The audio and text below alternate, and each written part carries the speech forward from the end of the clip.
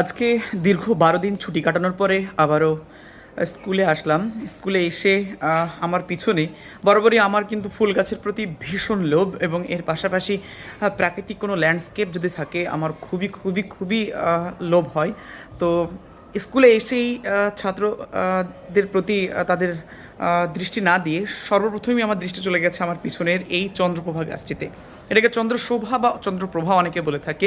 আমার পিছনে যে গাছটি দেখতে পাচ্ছেন এটি বিভৎস সুন্দর ফুল ফুটেছে, এবং বছরে প্রায় ৩-৪ বার এটা ফুল দেয়।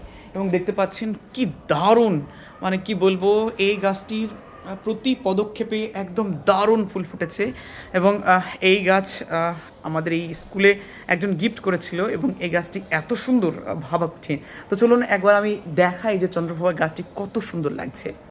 এদিক থেকে দেখতে পাচ্ছেন এই গাছটির কালার কত সুন্দর, আর এই দিক থেকে দেখতে পাচ্ছেন গোটা গাছ জুড়ে প্রচুর ফুল ফুটেছে। এখন জাস্ট ব্লুম অর্থাৎ ফুল ফোটা শুরু হয়েছে, কিন্তু কিছুদিন পরেই দেখতে পাবেন যে গোটা